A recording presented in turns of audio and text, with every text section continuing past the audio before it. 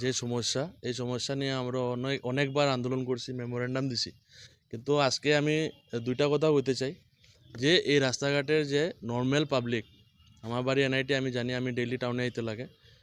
এই যে মেডিকেল থেকে আমার মেহেরপুর যে অতিক্রম করতে লাগলে আমার নিয়ার অ্যাবাউট 45 মিনিটস লাগে। এটার কারণ হইল গিয়ে আমরা দেখছি যে রাস্তার প্রত্যেক রাস্তার দুই সাইডে রাস্তা ভাঙ্গা, গতিকে গাড়ি ঘোড়া ওইদিকে কাদা হইয়া থাকে, রাস্তা নষ্ট থাকে। এরপর আমরা দেখছি যে এই যে জামের মধ্যে অনেক অ্যাম্বুলেন্স এই জামের মধ্যে ফাঁসা থাকে, পেশেন্টের অনেক সুবিধা অসুবিধা থাকে। এই রাস্তার উপরে অনেক প্রফেসর, অনেক স্টুডেন্টস স্কুলে যাতায়াত করতে, মেডিকেল কলেজের ছাত্ররা, প্রফেসররা যাতায়াত করতে অনেক প্রবলেম। ইউনিভার্সিটি আছে, এটার লোক একটা বিজি লাইন। গতিকে আমি ডিসি মহোদয়ের কাছে আগামীকালকে আমরা একটা মেমোরেন্ডাম দেবো।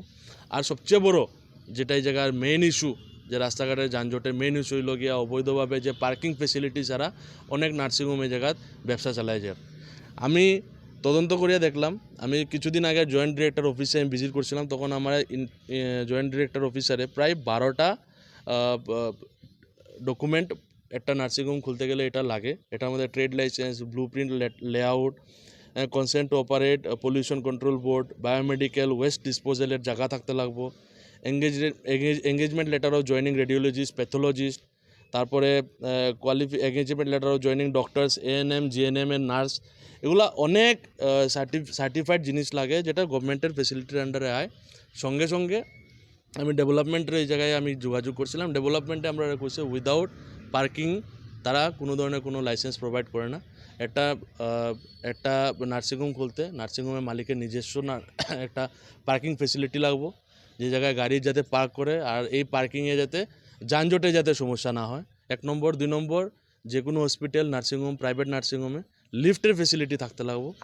এইগুলা জিনিস নিয়ে আমরা আগামীকালকে আমরা ডিসির কাছে আমরা একটা মেমোরেন্ডাম দিব। সঠিক তদন্ত হোক, যে হসপিটালের পার্কিং নাই ওদের লাইসেন্স ক্যান্সেল করা হোক, যে হসপিটালের আরও প্রপার গাইডলাইন আছে গভর্নমেন্টের, ওগুলা যারা মানছে না তারা ইমিডিয়েটলি ট্রেড লাইসেন্স ক্যান্সেল করা হোক।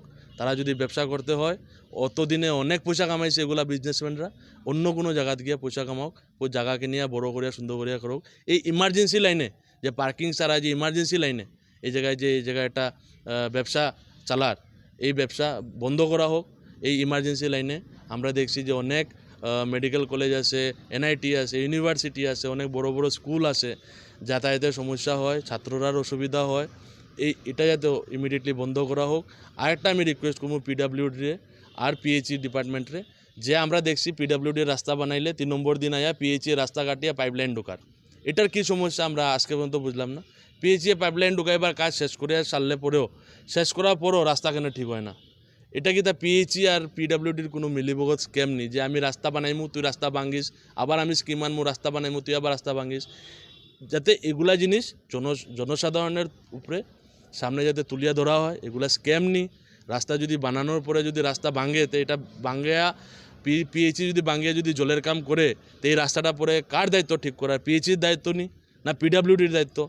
এটার উপরে একটা এনকোয়ারি করা হোক, আমি ডিসি মহোদয়ের কাছে আবেদন জানাই। আর আগামী দিনে এই যে নার্সিংহোমের যে ঘোটালায়, যে পিডাব্লিউডি পিএইচির যে প্রবলেমটা রাস্তাঘাট নিয়ে, কাটাকাটির ভাঙাভাঙির রাস্তাঘাট নিয়ে, এগুলা যদি সমাধান যদি না করা হয়, তো জেলা যুব কংগ্রেসের তরফ থেকে এই জায়গায় বৃহত্তর আন্দোলন করবো আমরা। দরকার লাগলে পথ অবরোধ করতে আমরা বাধ্য।